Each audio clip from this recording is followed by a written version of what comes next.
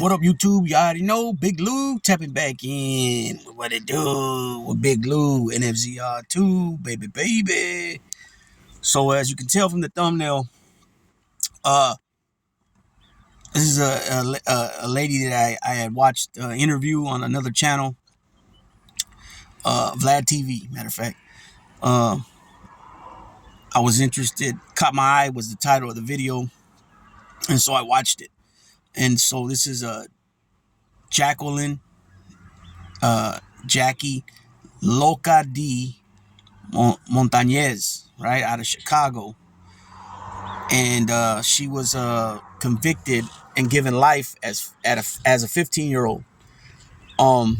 Later, she went back to court and was given 63 years with halftime, and she literally did 31 and a half years.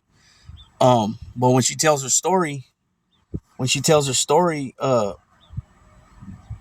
about what happened, it just shows that this lady was more gangster than a lot of men. And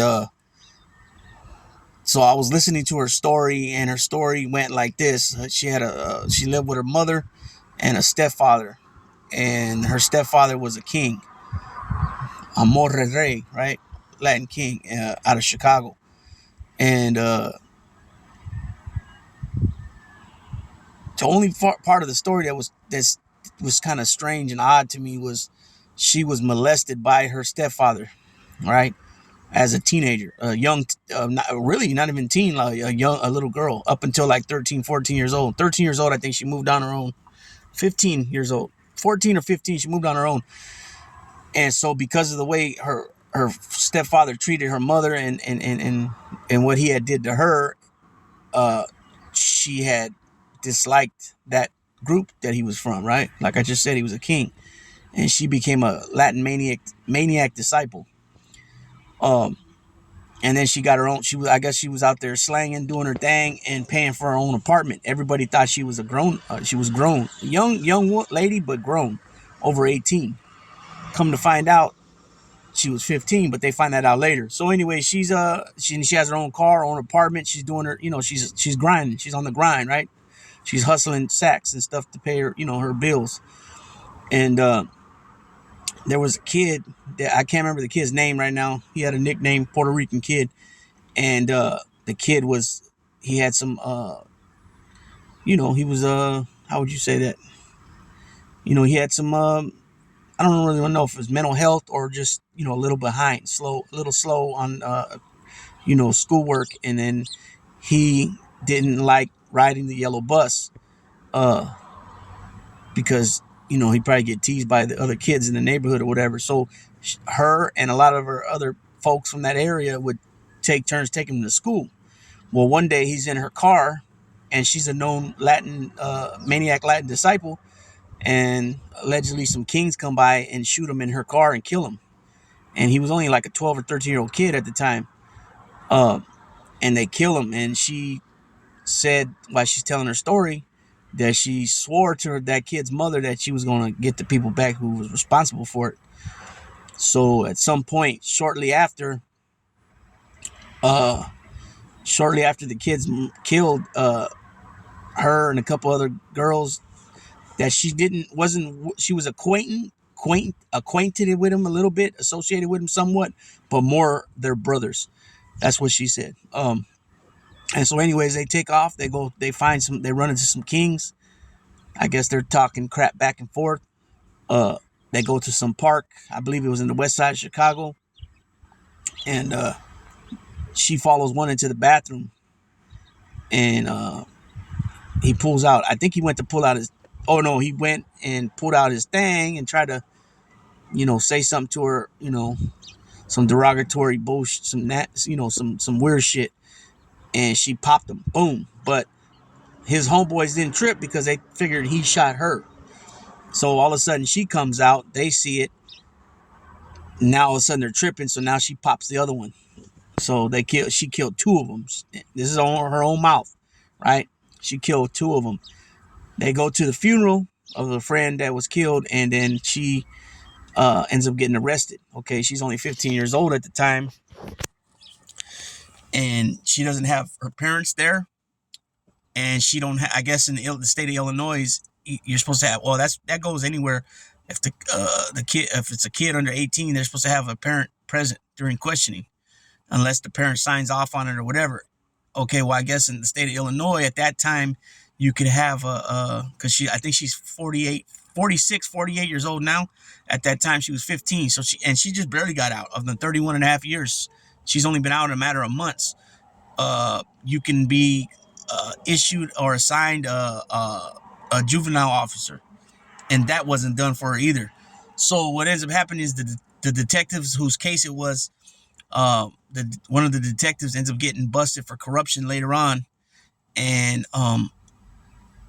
numerous cases of his that he made end up being reversed, and people were released, and so that helped her out too as well in her case, because like I said, they didn't let her mom or parent guardian sit in on the interrogation, nor did they assign her a juvenile officer. Then on top of that, they didn't search her because she said right away she was 15. They didn't search her, so when she goes in the interrogation room, she said she had a lot of like acid on her. So she started eating it and all that, and she got a heck of high. You could tell in her picture she's smiling, and it's not so much in the smiling the way people took it as like hardcore, callous young lady just killed people and don't care. She was high, and I guess the mother seen it right away in her mugshot and told him, "My daughter, what's wrong with you guys? You guys didn't even let me in there." So that was an issue, right? So anyway, she ends up going to court, getting life in prison, and then she went back to court a couple different times and charged. I don't know if the charges were amended or the sentencing was amended, but eventually she gets 63 years with half. She does 31 and a half on the 63. So she literally just got out. She's 46, yeah, because she went in at 15 and she's 46 now. She did 31 and a half years, so she's close to be 47 years old. And I seen her on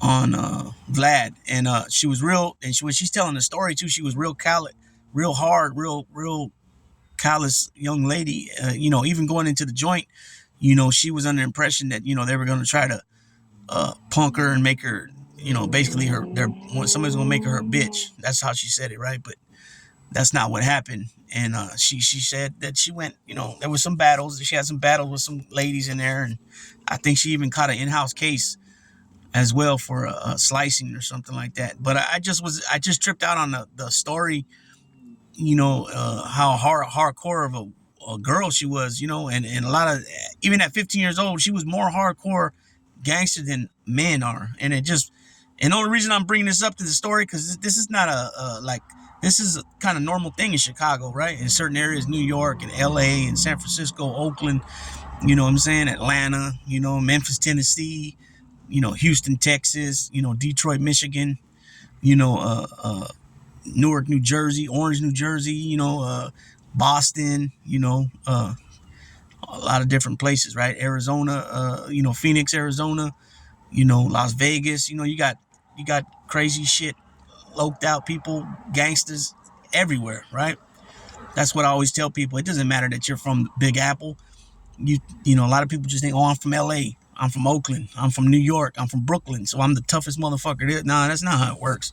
You got killers, you got rats everywhere. It doesn't matter where you're from. There's that old school song. It doesn't matter where you're from, it's where you're at. You know what I'm saying? And I'm just reacting to the video because, like, you got a lot of these, these clowns that come on here talking big shit, and they ain't about nothing. They ain't never even busted a grape in their life. They never even killed a fly or let a fly die. You know what I'm saying? So it's just comical. But yeah, I just wanted to react to that video. If you guys haven't watched it, go check it out. Vlad TV, Jackie Loca D Montañez, right? So that's Montanez. Montañez, how do you want to say it? English, Spanish, but she was a king. And then if you guys are familiar with the Latin King story of Chicago, you got Lord Gino, right? Gustavo Colon, who's like been slammed down forever. He's still I believe he was in ADX at one point. He's probably still there. At one point, she says after she did what she did, that Lord Gino called her dad and kicked him out of the Kings. and he was a high-ranking member. So I don't know what they call him over there, if they go by Incas and all that too. I think they do. I'm not sure what his position was, but according to her, he was a high-ranking member. Had a lot of respect on the street, a lot of street cred. You know, the only part was weird was that, like I said, she said she abused her, but then later in life he gave up everything he had and went to a homeless shelter and I think she said he became a Christian and then a pastor, and that he would visit her every visit after that. But I just found it weird that, somebody commits crimes like that towards a kid.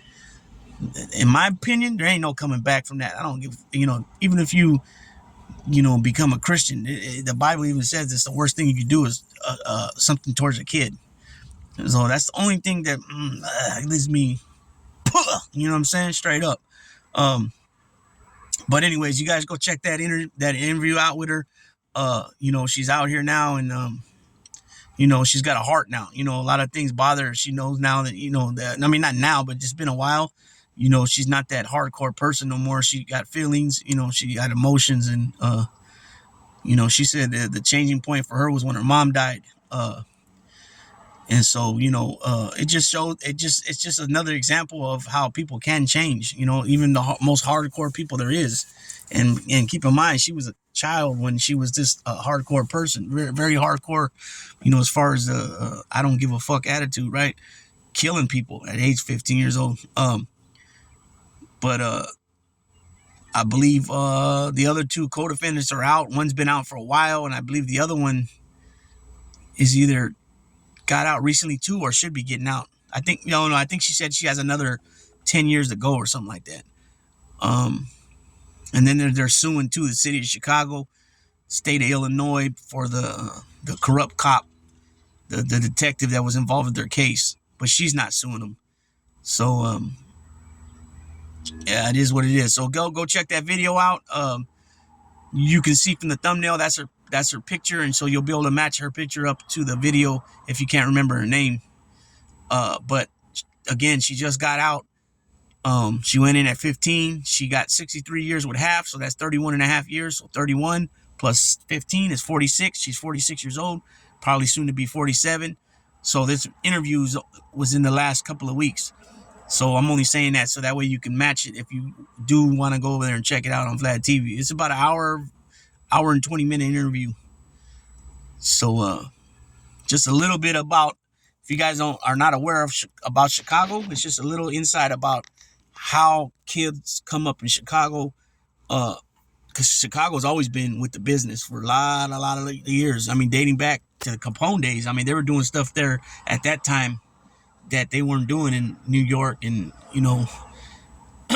other places, starting with Capone and them. So, and a lot of the other gangs, mimic them guys. I did a video on Chicago and the gangs in Chicago and how they kind of patterned themselves out after, Capone and them.